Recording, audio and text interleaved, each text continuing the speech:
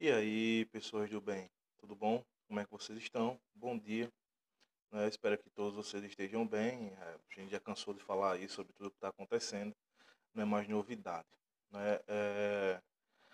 Hoje, nessas últimas aulas aí online, a gente passou por dois temas importantíssimos aí que abrem o grande século XX, que é a Primeira Guerra Mundial e a Revolução Russa, né? A Revolução Russa é um marco importantíssimo, né, para a história global.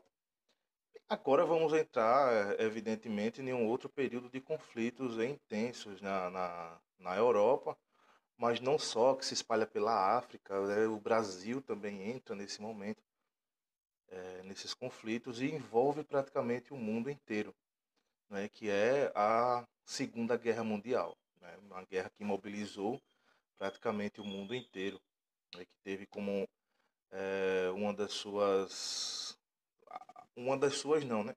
A sua maior precursora, né, é a Alemanha hitlerista, a Alemanha nazista. No entanto, é bom deixar claro que existe um período entre guerras. Que período é esse entre guerras, professor? A guerra, a Primeira Guerra acaba em 1918, né, 1918, 1919, e tem esse período que vai até a ascensão do Hitler aí, próximo da década de 30. E esse período é um período bastante interessante para nós percebermos a configuração mundial econômica, ou melhor dizendo, uma grande crise do capitalismo, né, que a gente vai ver agora. Esse período é conhecido como período entre guerras, pessoal. E quem vamos falar agora no período entre guerras? A gente vai falar especificamente do período entre guerras, vamos falar especificamente dos Estados Unidos.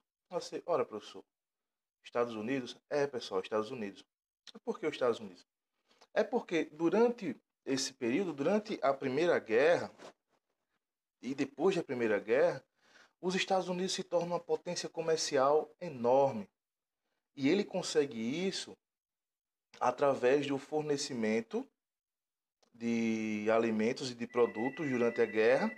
E depois da guerra, ele aparece como um grande credor, ou seja, um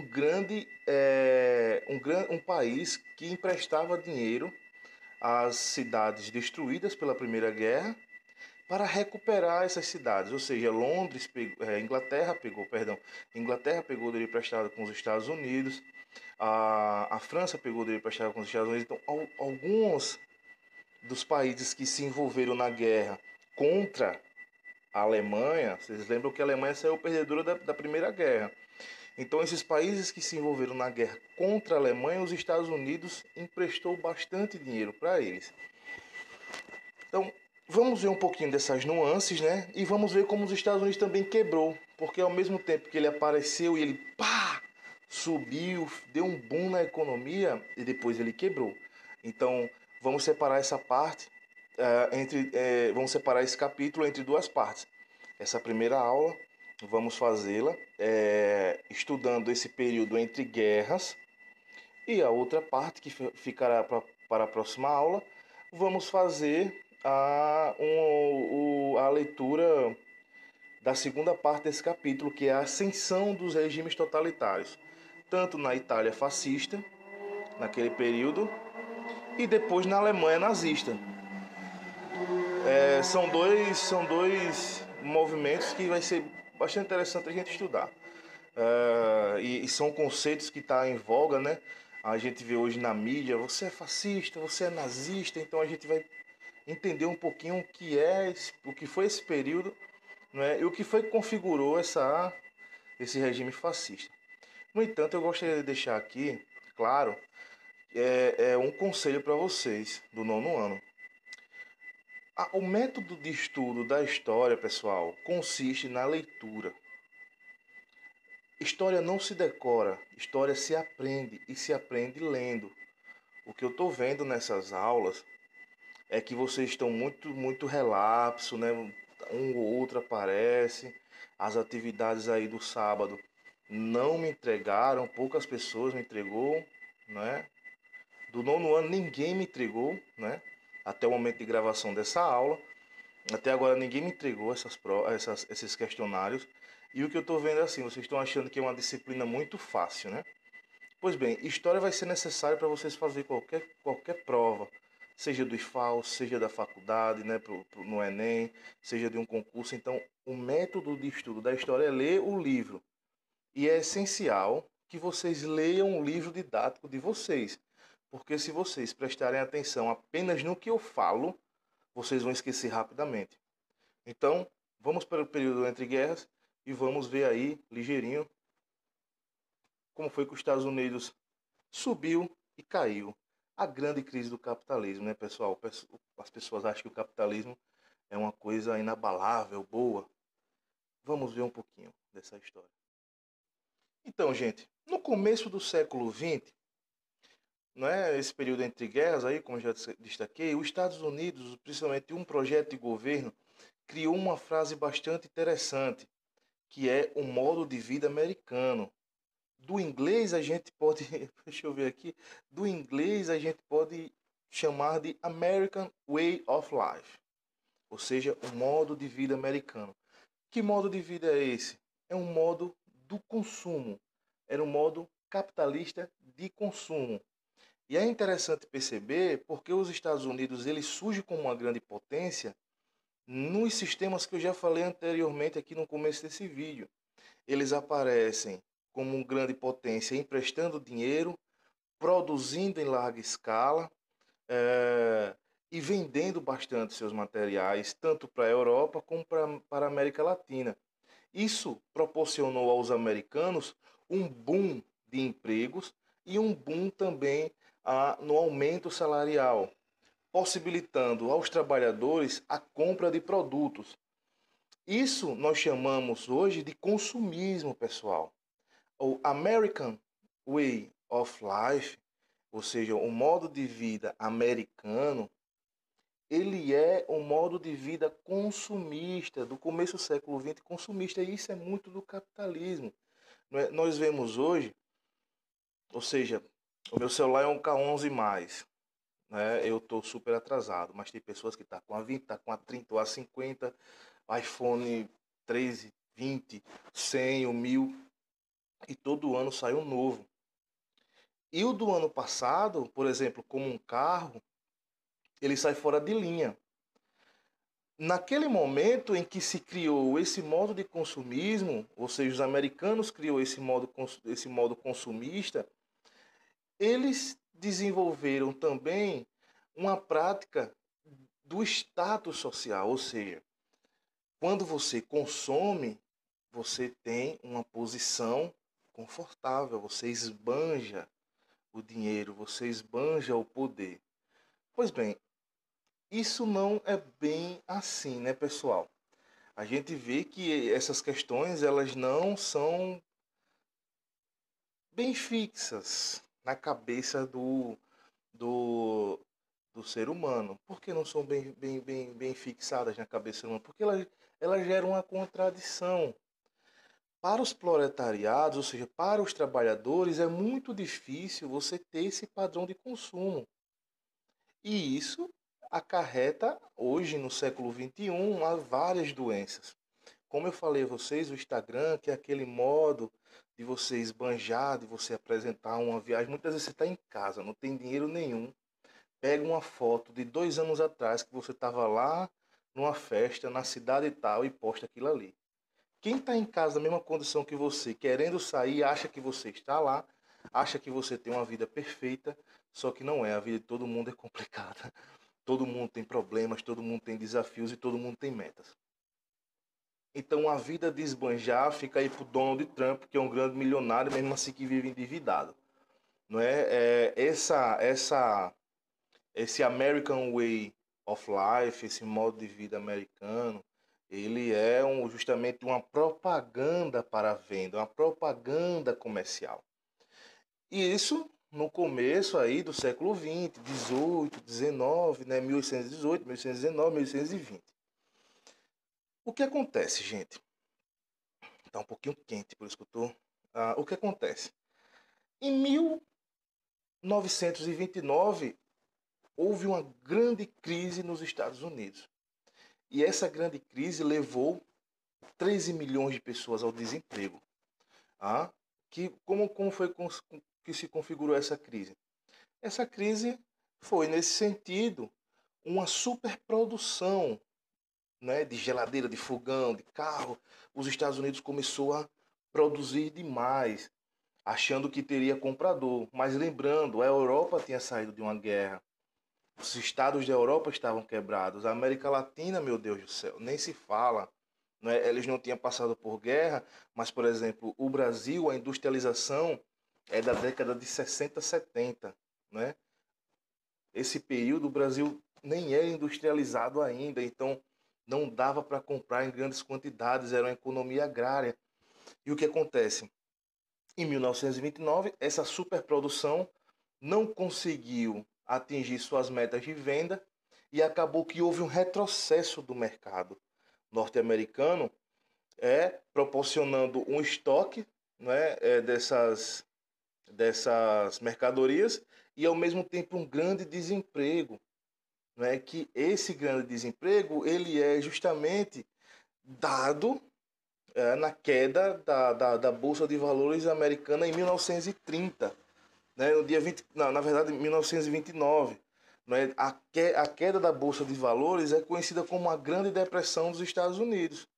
Então, a crise da superprodução, os altos índices de desemprego e a queda da Bolsa de Valores de Nova York foram fatores que caracterizaram um período da história dos Estados Unidos conhecido como a Grande Depressão, que durou entre 1929 até o final da década de 30. Por que até o final da década de 30?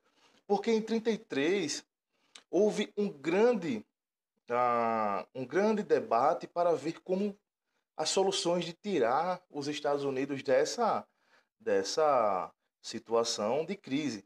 Então, quem apareceu nesse sentido foi um presidente, em 1933, o presidente Franklin Roosevelt, não é, que morreu em 1945, aí perto da guerra, né, final da guerra, mais ou menos.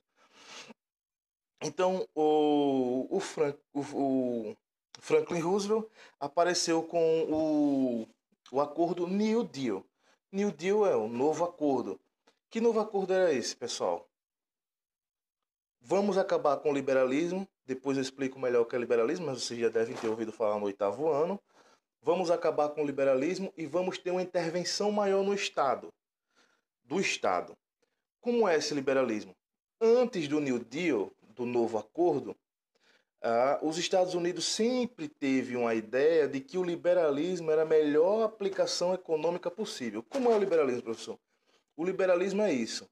Menos intervenção do Estado na economia. As empresas não têm que ter leis que controlem os seus negócios. Muito pelo contrário. Elas têm que ter a liberdade de negociar e elas entre si que estabeleçam os preços e a competição. Ou seja, se eu vendo arroz e o João vende arroz, eu e ele estabelecemos que o quilo do arroz será R$ 3. De repente aparece quem? O Cauê. Aí o Cauê diz assim, olha, o meu vai ser R$ 2,50. Chega depois a Letícia e chuta o balde. Nem 2,50 nem 3, o meu vai ser 2. Então, para os liberais, era essa oferta e demanda que regularia o preço do mercado. Pois bem, essa é a grande ideia capitalista, né? Que existe uma regulação, uma autorregulação do mercado e que o liberalismo é a melhor teoria econômica possível. Aqui diz que não, pessoal. Sabe por quê? Porque o novo acordo feito por Franklin Roosevelt dizia o contrário. Olha só, esse negócio do liberalismo aí ferrou foi com a gente. O que a gente tem que fazer agora é ter uma intervenção maior do Estado na proporção de emprego. E aí o Estado apareceu gerando emprego. Como é que a gente poderia gerar emprego no Estado hoje? Se formos pensarmos hoje o caso do Brasil, a gente é capenga, nós não temos saneamento básico.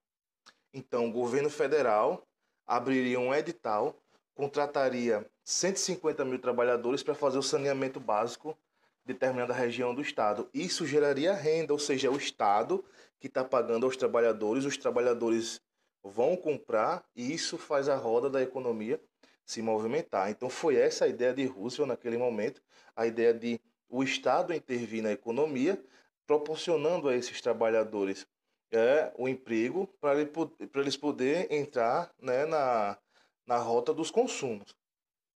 E depois de 4 anos, em 1937, os Estados Unidos já havia mais ou menos estabilizado a crise, né, e saído aí de uma situação bastante degradante, que não só afetou os Estados Unidos, mas também afetou a América Latina, uma vez que os Estados Unidos naquele momento era o grande comprador das matérias-primas daqui da América Latina.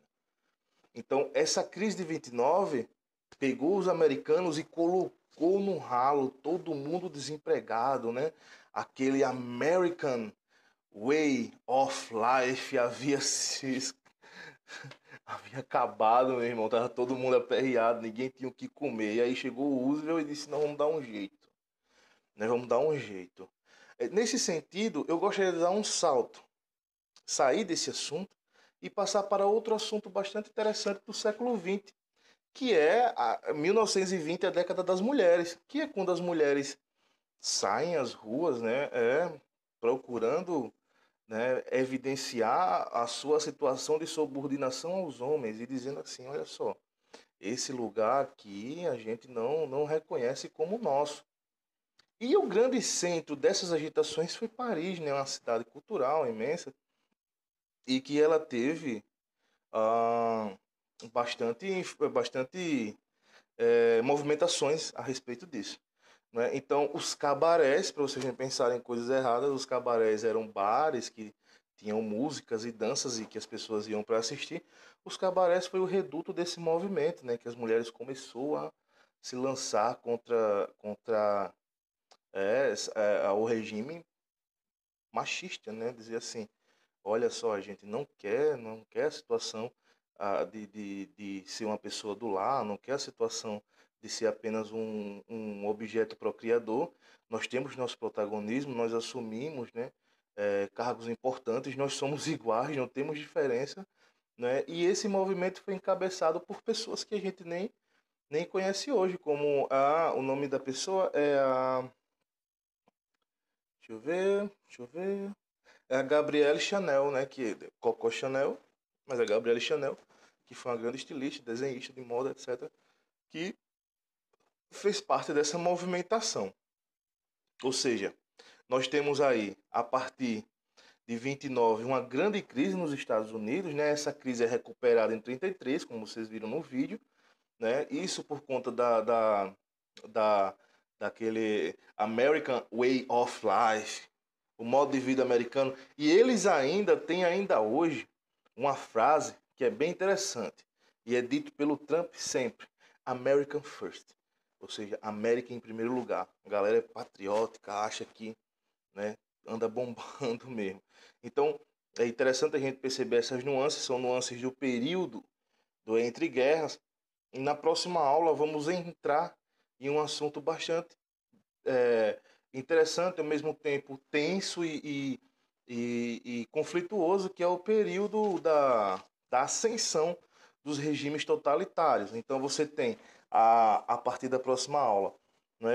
A gente vamos discutir a Itália fascista, o nazismo alemão, os nazistas no poder, a ascensão de Hitler, a guerra civil na Espanha e vamos ver um pouquinho do Picasso, Guernica e representando a guerra. Então tá tudo aí no livro de vocês, né? Eu espero que vocês leiam esse assunto que a gente discutiu agora.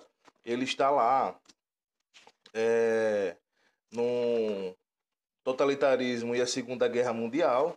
Eu estou com o material atualizado, ele é o terceiro capítulo, mas vocês podem ver aí, falando dos Estados Unidos, do período entre guerras, e vocês podem ler, porque vai ser bastante interessante, bastante produtivo, uma vez que, repito, o método de estudo de história, ele não é simplesmente uma disciplina decorativa que vocês vão ouvir eu falar e vai estar tudo bem, vocês vão lembrar.